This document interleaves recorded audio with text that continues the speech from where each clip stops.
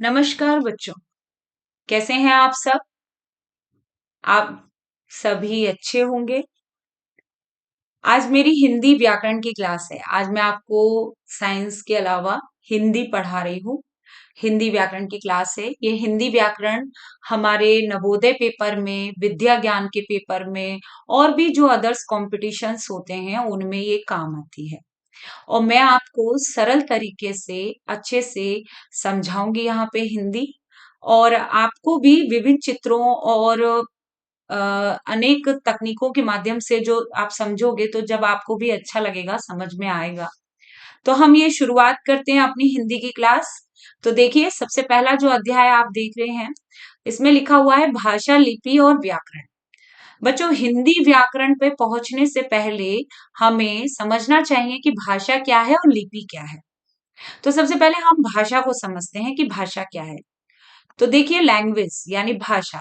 अब मैं आपसे जो बात कर रही हूं ना बच्चों, या आप मुझसे बात करेंगे या लिख कर या जो भी है, जिस भी माध्यम से बात करेंगे आप मुझे, वो भाषा है। यानी आप अपनी बातों को मेरे तक पहुंचाएंगे, अपने भावों को मेरे तक पहुंचाएंगे, वो भाषा है। तो चलिए भाषा को समझते हैं कि भाषा क्या होती है। तो देखिए, आपको यहाँ पे एक चित्र दिखाई दे रहा है। इस चित्र में क्या हो रहा है, आप बताइए, मुझे कमेंट करके जरूर बताइए।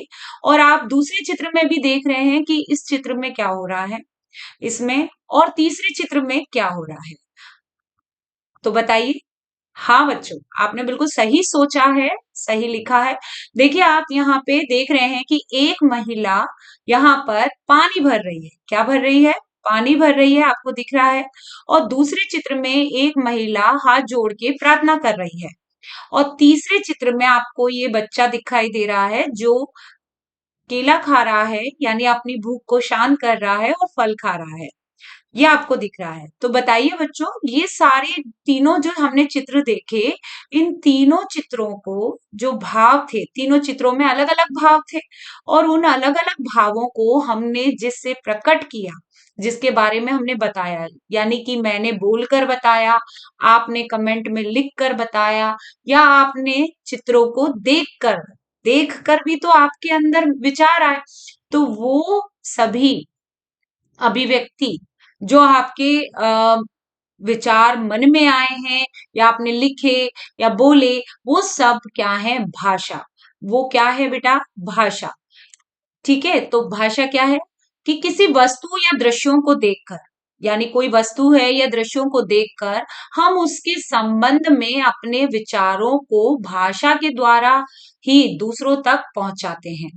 भाषा ही एक ऐसा माध्यम है जिससे हम जो भी चित्र देखते हैं या दृश्य देखते हैं या कुछ भी घटता है, उस घटना को हम अपने विचारों को और एक भाषा के माध्यम से दूसरों तक पहुंचाते हैं। देखिए, हम परिभाषा समझते हैं इसकी। जिस माध्यम से हम अपने मन के भावों, जो हमारे मन में चल रहा है भाव, और जो हमारे जो विचार हैं, उनको दूसरों तक पहुंचाना, समझ रहे हैं आप, दूसरों पर प्रकट करते हैं। और दूसरों के भावों व विचारों को जान सकते हैं, यानी कि हम उसी के माध्यम से सुनकर या पढ़कर हम उनके दूसरे के भी विचारों को क्या है? जान सकते हैं। तो उसको भाषा कहते हैं। क्या कहते हैं बच्चों? भाषा। ठीक है, तो भाषा कहते हैं। भाषा अगर नहीं बोले तो मानव एक निर्जीव है। बिल्कुल, अगर जैसे कि आप भी जानते हैं, निर्जीव वस्तुएं बोलती नहीं है, कोई भी गति नहीं करती, कोई मूवमेंट नहीं करती, कुछ भी नहीं करती। भाषा भी मतलब भाव नहीं प्रकट करती, ना आपको रो के दिखाएगी, ना हंस के दिखाएगी, ना बोल के दिखाएगी, ना लिख के दिखाएगी। तो वो एक निर्जीव पदार्थ की तरह हो जाएंगे अगर हम भाषा का प्रयोग ना करें तो। पशु पक्षी भी बच्चों, पशु पक्षी भी संकेतों के द्वारा अपने सुख दुख को प्रकट करते हैं। मानव भी कई स्थानों पर संकेतों के द्वारा, कई ऐसे स्थान हैं जहां पे वो अब संकेतों का प्रयोग करता है। वो संकेतों के द्वारा अपने सुख दुख और जो भी उसकी अभिव्यक्ति होती है उसको वो प्रकट करता है। मानव इस पूरे संसार में सबसे ज्यादा श्रेष्ठ प्राणी है, ये आप जानते हैं। सबसे श्रेष्ठ प्राणी होने के नाते वो अपने विचारों को, अपने भावों को वो बोल कर प्रकट कर सकता है, बोल कर प्रकट कर सकता है। लिख कर प्रकट कर सकता है। क्या पशु पक्षी कर सकते हैं ऐसा? वो है ना अपने भावों को लिख कर प्रकट कर सकते हैं? नहीं ना। वो है ना अपने भावों को आ, संकेतों के माध्यम से प्रकट करते हैं। वो कुछ बोलते भी हैं जो उनके आपस के पक्षी समझ भी जाते हैं। उनकी आवाज अलग अलग होती है, तो उसमें भी वो संकेत छिपे होते हैं। इनके माध्यम से, और मानव तो तीसरा संकेतों के माध्यम से भी अपने विचारों को प्रकट करता है। जैसे कि आपको एक उदाहरण दिया जाए कि एक व्यक्ति है जिसको बोलना नहीं आता है, तो वो इशारों में बात करता है। तो इशारों में बात करना भी क्या है बच्चों? संकेतों के माध्यम से समझाना, सामने वाला उसकी बातों को समझे। तो हम यहाँ पर देख सकते हैं कि ये बोलना, लिखना, संकेत, ये सभी माध्यमों से दूसरों तक हम अपने विचारों को क्या करते हैं? प्रकट करते हैं दूसरों पे, और वो दूसरा हमारे विचारों को ग्रहण करता है। तो भाषा के प्रकार इसी आधार पे 3 प्रकार के हो गए: मौखिक भाषा, लिखित भाषा और सांकेतिक भाषा। सबसे पहले बच्चों मौखिक भाषा के बारे में हम समझते हैं। मौखिक भाषा क्या है?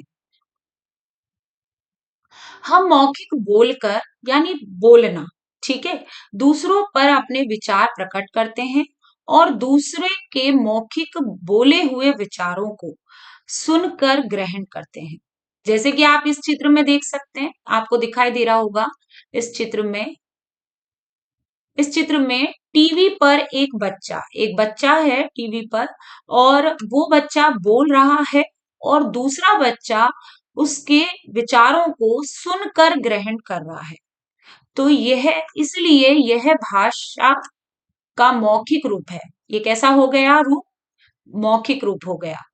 तो बातचीत, भाषण आदि भी मानव के मौखिक भाषा के रूप हैं बच्चों। भाषा मौखिक रूप से बोली जाती है, भाषण दे रहा है कोई व्यक्ति, तो वो भी एक क्या है? मौखिक भाषा ही है। अब हम दूसरा पढ़ते हैं, समझते हैं लिखित। लिखित भाषा क्या है? जब हम अपने विचारों को लिख कर, समझ रहे हैं बच्चों? जब हम अपने विचारों को क्या करते हैं? लिख कर दूसरों पर प्रकट करते हैं, यानी दूसरों तक हम पहुंचाते हैं लिखकर, और दूसरों की लिखी हुई बातों को पढ़ते हैं, पढ़ें, तो उसको हम क्या कहेंगे? लिखित भाषा कहलाती है। वह हमारी क्या कहलाती है? लिखित भाषा।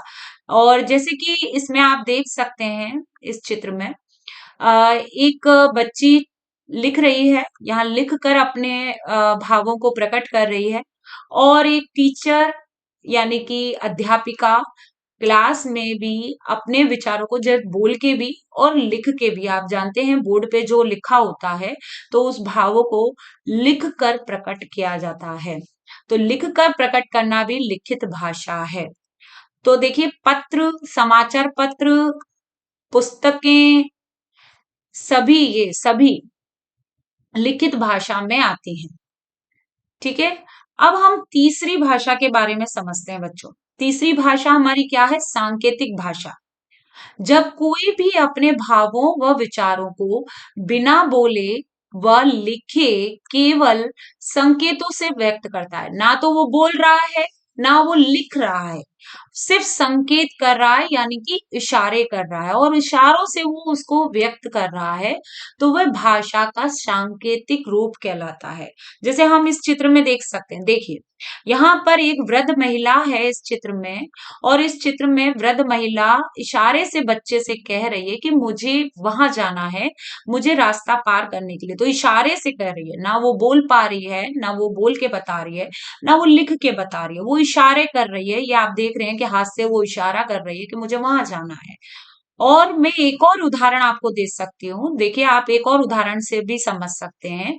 जैसे कि एक बालक रो रहा है, यानी रोता है कोई या हंसता है, तो वो अपने हृदय के दुख, कष्ट को रो कर व्यक्त कर रहा है। वो रो कर, वो भी रोना भी क्या है? एक सांकेतिक। अगर उसको सुख है तो वो हंसकर प्रकट करेगा, खुश होकर प्रकट करेगा।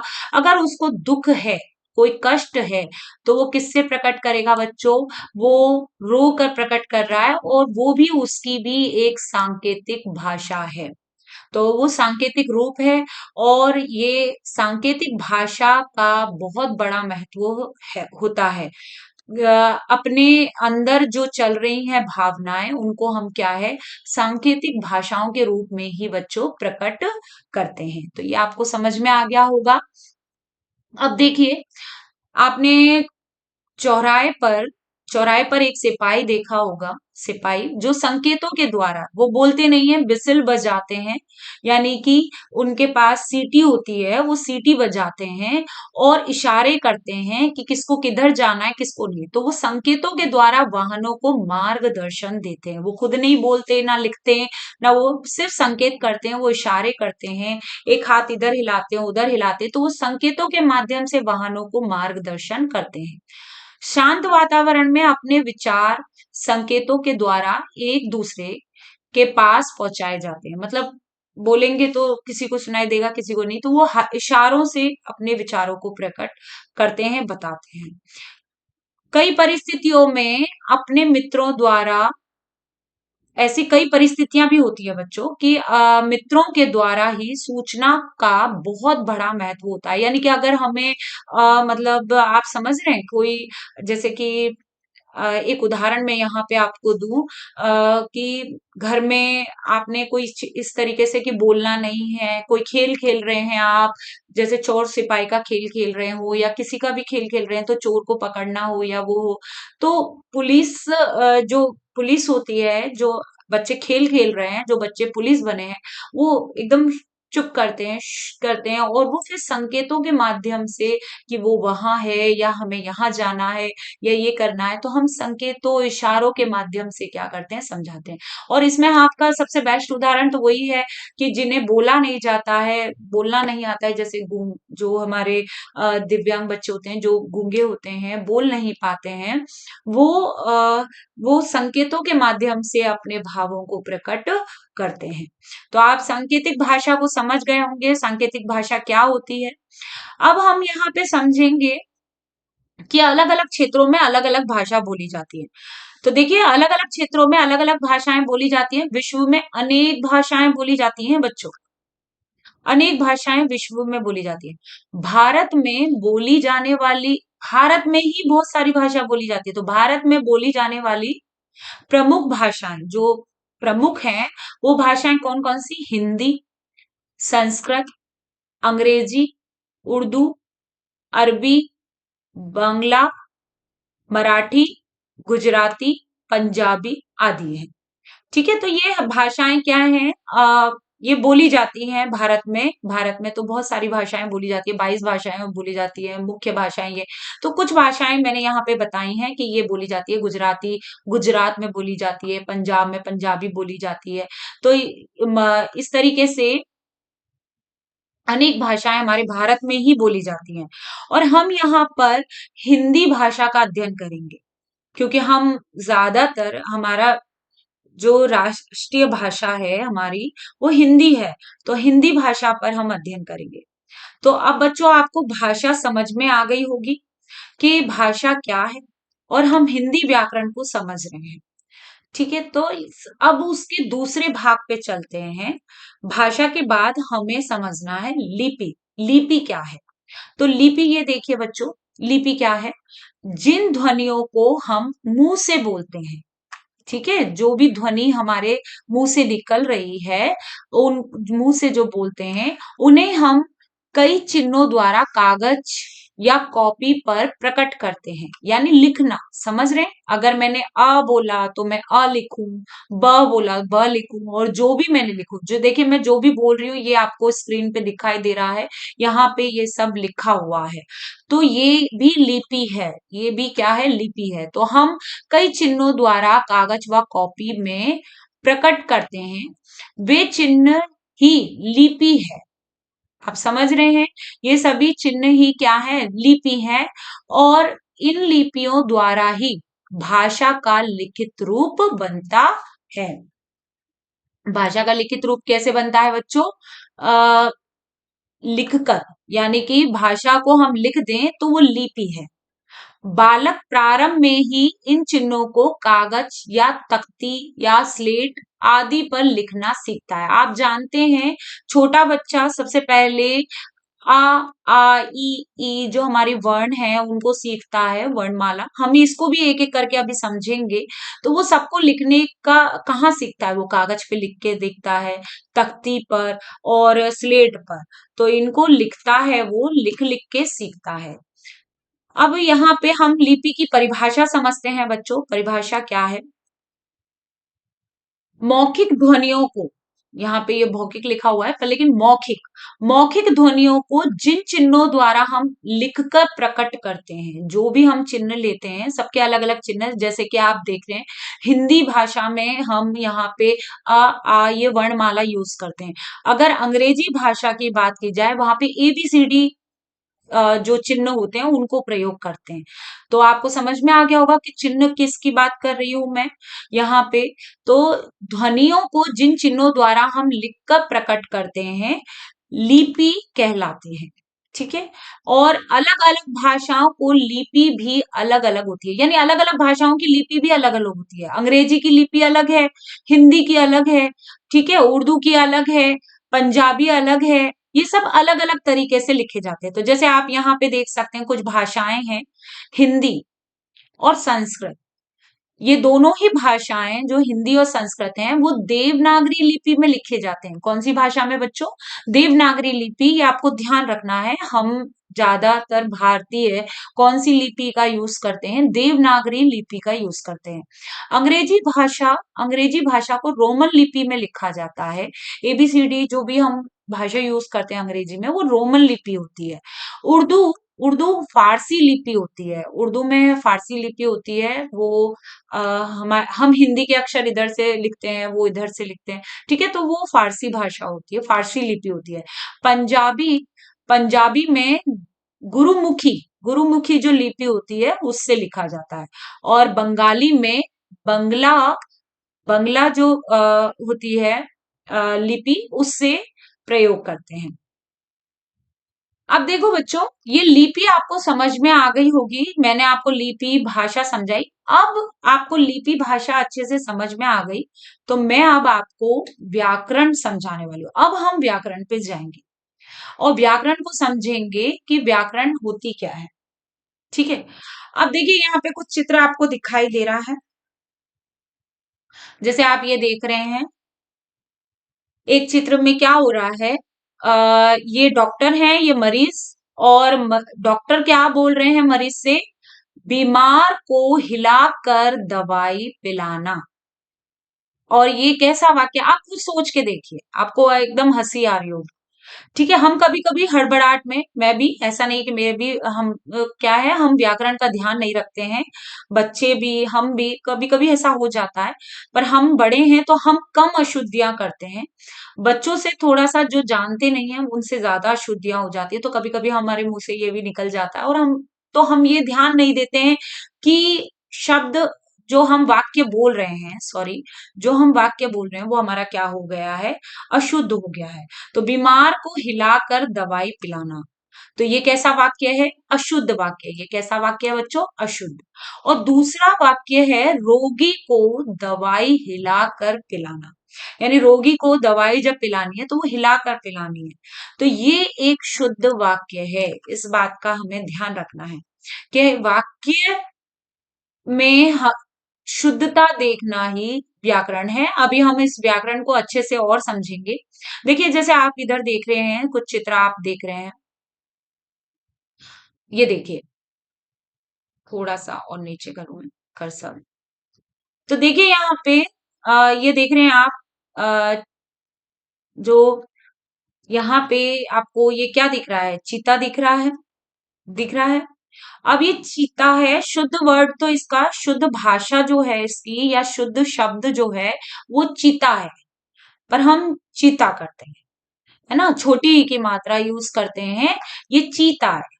और चीता ना बोल के हम यहाँ पे चिता कर देते हैं, चिता चिता। तो ये हमारा गलत होता है, बोलने पर भी और लिखने पर भी हम गलतियां कर देते हैं। ये मेल है, एक दूसरे से हाथ मिला रहे हैं तो मेल है, और हम मेल बोलते हैं।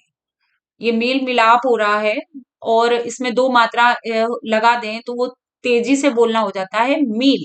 और ये मेल नहीं है, मेल, ये मेल ना होके मेल है। और इसमें आप देखें, ये बैल है, अपन बोलेंगे बैल, और ये नहीं कि बेल। बेल जो होती है, आप भी जानते हैं कि बेल, पेड़ पौधों की बेल भी होती है, उसमें यूज करते हैं। ये बैल है, और इस बैल को आपको ध्यान रखना है कि ये बैल है, और इसमें दो मात्राएं, बड़ी जो ए होती है उसकी मात्रा लगती है।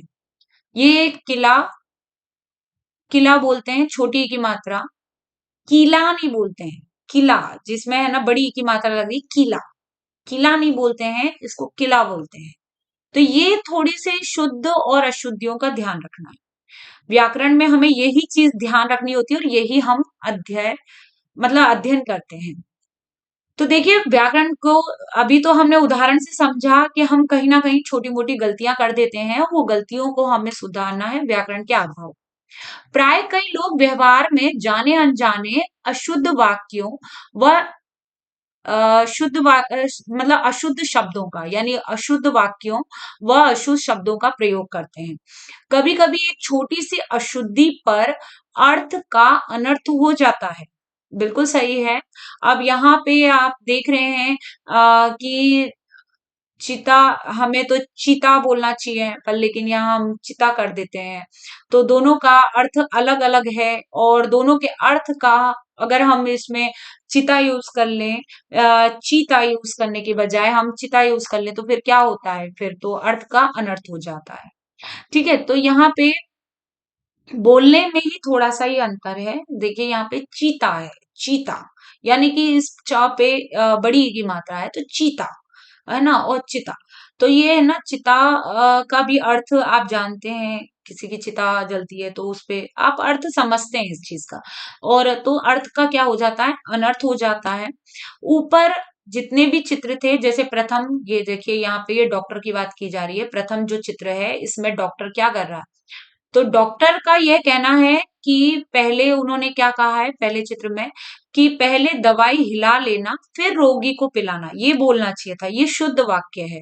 ठीक है, पहले दवाई हिला लो फिर रोगी को पिलाइए। परंतु उन्होंने अशुद्ध वाक्य कैसे बोल दिया कि बीमार को हिलाकर दवाई पिलाना। तो इससे रोगी को, अगर रोगी को हिलाएंगे और हिलाकर उसको दवाई पिलाएंगे, यानी रोगी को ही हिलाएंगे, तो बच्चों उसको दवाई पिलाएंगे तो रोगी की क्या हो सकती है, मृत्यु हो सकती है। समझ रहे हैं आप सब। तो इसी प्रकार शब्दों में भी एक मात्रा के बदलने से उसका अर्थ ही बदल जाता है। इसलिए हमें सदैव शुद्ध भाषा का प्रयोग करना चाहिए। व्याकरण से हमें शुद्ध शब्द का ज्ञान होता है। व्याकरण से अब हम यही करेंगे कि हमें भाषा का ज्ञान होगा, शुद्ध भाषा का। भाषा इधर से उधर नहीं बोलनी है, कैसे बोलनी है, शुद्ध तरीके से कैसे बोलनी है, इसका ज्ञान होता है व्याकरण से। बिना व्याकरण के हम किसी भी भाषा को शुद्ध रूप में नहीं बोल सकते, ये बिल्कुल सही है। हम बिना ज्ञान के नहीं कर सकते। और व्याकरण किसी भी भाषा की कुंजी है। कोई भी भाषा है उसकी कुंजी क्या है, व्याकरण है, जिसके द्वारा हम किसी भी भाषा का ज्ञान सरलता पूर्वक प्राप्त कर सकते हैं। आपको इतनी बात समझ में आ गई होगी कि भाषा प्रकट करने के लिए, और वो भी शुद्ध रूप से प्रकट करने के लिए, व्याकरण का ज्ञान होना बहुत जरूरी है। अब देखिए हम परिभाषा को समझते हैं। परिभाषा, जिस शास्त्र में हम किसी भाषा को शुद्ध और शुद्ध, मतलब शुद्ध बोलना, लिखना व पढ़ना सीखते हैं, जिस शास्त्र में हम भाषा को क्या है, शुद्ध लिखना, बोलना, पढ़ना सीखते हैं, उसको व्याकरण कहते हैं। जैसे कि आप देख सकते हैं यहाँ पे वी प्लस आ प्लस करण, ये अलग अलग लिखे हैं। यहाँ पे आप प्लस प्लस देखिए, यहाँ पे प्लस लग रहा है, ये प्लस लग रहा है, तो वी प्लस आ प्लस करण का अर्थ है भली भांति समझना। अब ये थोड़ा सा आपको कंफ्यूजिंग लग रहा होगा कि इसका अर्थ क्या है ना, यहाँ पे तो अभी आपको समझ में आ जाएगा। मतलब ये व्याकरण का मतलब संधि विच्छेद है। ये व्याकरण का क्या है बच्चों, वी प्लस आ प्लस करण, ये संधि विच्छेद है व्याकरण का, और उसका अर्थ ही होता है वी और आ का भली भांति, और करण मतलब समझना। यानी व्याकरण का जो अर्थ है वो क्या है बच्चों? भली भांति चीजों को समझना। अब देखिए यहाँ पे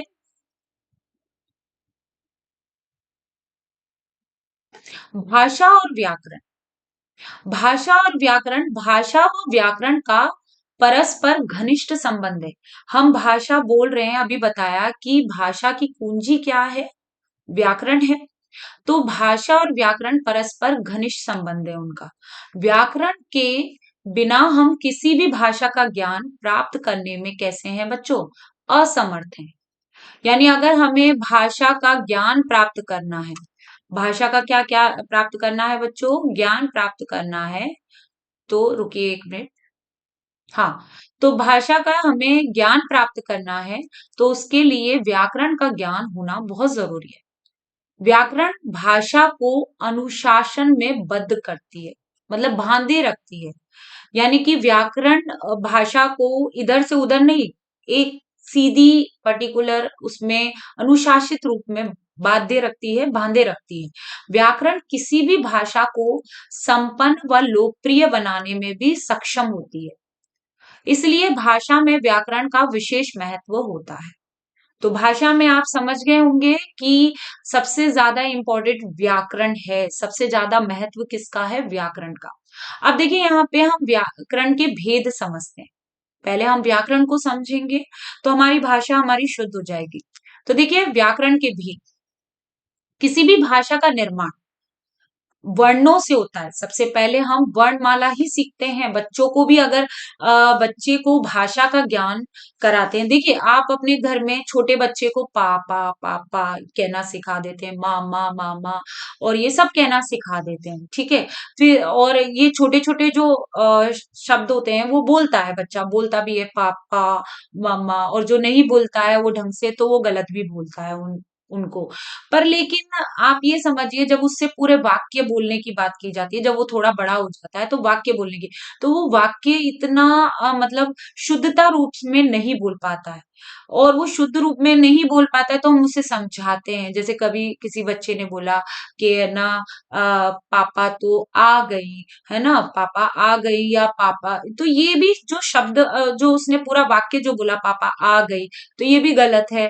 क्योंकि है ना पापा आ गए, है ना, ऐसे होता है। और अगर कोई भी है लाइट आ गया, तो है ना लाइट आ गया नहीं होती, लाइट आ गई। तो ये जो कुछ कुछ शब्द जो जो वाक्य हैं, शब्दों के जो बने हुए जो वाक्य हैं वो गलत भी बोलते हैं। और उन्हीं को हम व्याकरण के आधार पे समझते हैं। और अगर इतना भी समझ जाते हैं तो भी कहीं ना कहीं हम गलतियां कर जाते हैं। तो हमें सबसे पहले जो ज्ञान होना चाहिए व्याकरण के जो भेद हैं उसमें सबसे पहला है वर्ण विभाग। आप देख रहे हैं यहाँ पे वर्ण विभाग के बारे में हमें सबसे पहले पता होना चाहिए, यानी वर्णों के बारे में। दूसरा हमें शब्द विभाग, यानी वर्णों के, दो वर्णों के मेल से, बच्चों दो जो वर्ण हैं उनके मेल से क्या बनते हैं? शब्द बनते हैं। फिर हमें शब्दों का विभाग पता होना चाहिए, शब्द के बारे में पता होना चाहिए। और फिर शब्दों के दो या दो से अधिक, है ना, कई सारे शब्द मिलकर क्या बनाते हैं? वाक्य बनाते हैं। तो वो शब्दों के मिलने से जो वाक्य बन रहा है उसे वाक्य विभाग के अंतर्गत लेते हैं। तो देखिए ये आपको तीनों इसके वो हैं, और एक एक करके हम इनको आगे समझेंगे, पूरे पाठ के रूप में समझेंगे कि वर्ण विभाग क्या है, शब्द विभाग क्या है। हम वर्ण विचार करेंगे, शब्दों पे विचार करेंगे और वाक्यों पे विचार करेंगे, और एक एक करके हम पूरा आ, समझेंगे व्याकरण का। तो ये मेरी आज की ये क्लास जो थी, पहली क्लास व्याकरण की, वो बच्चों क्या थी मेरी, यहाँ पे सबसे पहले मैं आपको बता दूं कि आज हमने भाषा को समझा कि भाषा क्या है, लिपि क्या है, और व्याकरण को भी समझा। अब हमारी व्याकरण स्टार्ट हो गई है। भाषा जो हम बोलते हैं वो, लिपि और व्याकरण। अब आपसे मैं आपको यहाँ पे स्क्रीन पे आपको दिख रहा है, अभ्यास करने के लिए दे रही हूँ। आप ये प्रयास कीजिए, ये आपको स्क्रीन पे प्रश्न दिख रहे हैं, ये अभ्यास करने के लिए। जैसे कि इसमें पहला प्रश्न है, दिए गए हैं, शुद्ध कीजिए।